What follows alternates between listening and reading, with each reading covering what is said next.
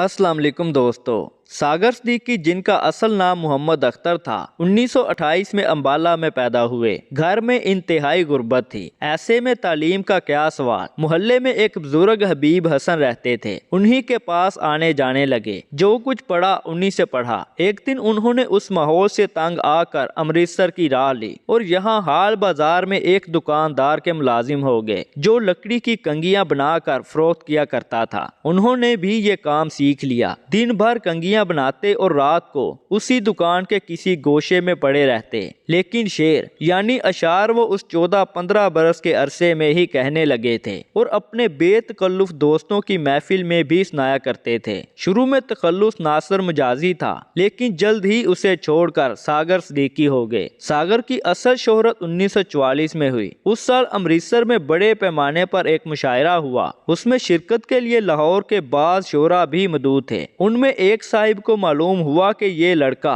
यानी सागर सिद्दीकी भी शेर कहता है। उन्होंने मुंतजमीन से कहकर उसे मुशायरे में पढ़ने का मौका दिलवा दिया। सागर की आवाज में बला का सोज था और तरन्नुम में पढ़ने में उनका जवाब नहीं था। बस फिर क्या था, उस शब सागर ने सही मानों में मुशायरा लूट लिया। उसके बाद अमृतसर और लाहौर के मुशायरों में उनकी मांग बढ़ गई। अब सागर ने कंगियां बनाने का काम छोड़ दिया और बाज सरप्रस्त अहबाब की मदद से अपना इल्म और सलाहियत बढ़ाने की कोशिशें शुरू कर दी। मुशायरों में शिरकत के बाइस इतनी याफ्त हो जाती थी कि उन्हें अपना पेट पालने के लिए मजीद तग्गो-दो की जरूरत न रही। घर वाले बेशक नाराज थे कि लड़का आवारा हो गया है और कोई काम नहीं करता, लेकिन सागर को उनकी क्या परवाह थी। उन्होंने घर आना जाना ही छोड़ दिया। कलाम पर इस्लाह लेने के लिए लतीफ अनवर गुरदासपुरी मरहूम का इंतखाब किया और उनसे बहुत फैज उठाया। 1947 में पाकिस्तान बना तो वो अमृतसर से लाहौर आ गए। यहाँ दोस्तों ने हाथों हाथ लिया। उनका कलाम मुख्तलिफ पर्चों में छपने लगा।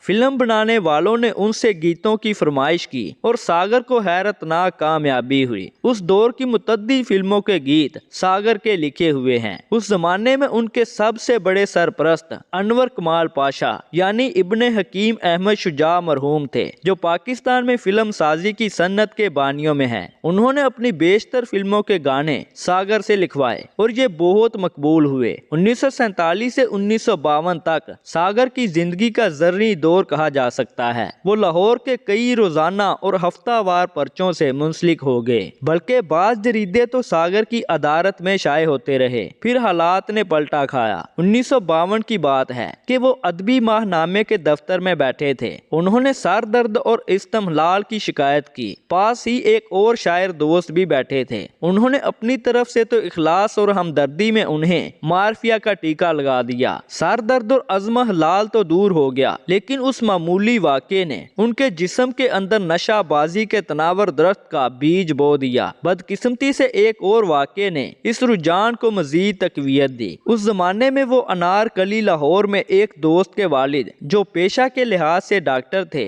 के मतब की ऊपर की मंजिल में रहते थे। उसी कमरे में उनके साथ एक दोस्त भी मुकीम थे। इन साहिब को हर तरह के नशों की आदत थी। उनकी सोहबत में सागर भी रफ्ता रफ्ता पहले भंग और शराब और उनसे गुजर कर अफ्यून और चर्स के आदी हो गए। खुद उनके दोस्तों में से बेशतर ने उनके साथ जुल्म किया। ये लोग उन्हें चर्स की पुड़िया और मारफिया के टीके की शीशियां देते और उनसे गजलें और गीत ले जाते, अपने नाम से पढ़ते और छपवाते और बहैसियत शायर और गीतकार अपनी शोहरत में इजाफा करते। उसके बाद सागर ने रसाइल और जरायद के दफ्तर और फिल्मों के स्टूडियो आना जाना छोड़ दिया। इसमें भी कोई मुबालगा नहीं कि अदारों के करता धरता उनके काम की उजरत के 10 रुपए भी उस वक्त तक अदा नहीं करते थे, जब तक वो उनके दर्रे दौलत की चौखट पर 10 सजदे ना कर लेते। इन हालात ने सागर के मिजाज की तलखी और दुनिया बेजारी और हर वक्त बेखुद रहने की ख्वाहिश में इजाफा किया और वो बिल्कुल आवारा हो गए। कभी वो नांग धड़ांग एक ही मैली कुचैली चादर चादर ओढ़े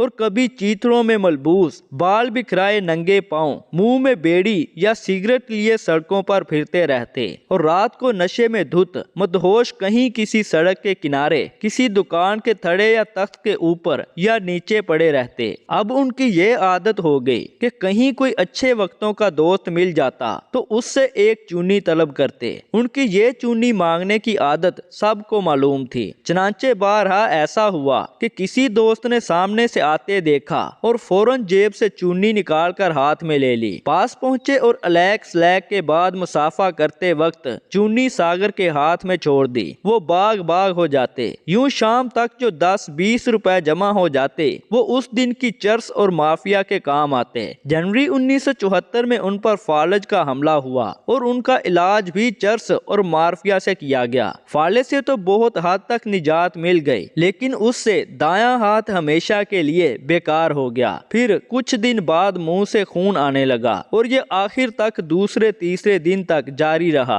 उन दिनों खुराक बराए नाम थी। जिस्म सूख कर हड्डियों का ढांचा रह गया था। सबको मालूम था कि अब वो दिन दूर नहीं जब सागर किसी से चूनी नहीं मांगेगा। 19 जुलाई 1974 सुबह के वक्त सागर की लाश सड़क के किनारे मिली और दोस्तों ने ले जाकर उसे म्यानी साहिब के कब्रिस्तान में दफन कर दिया।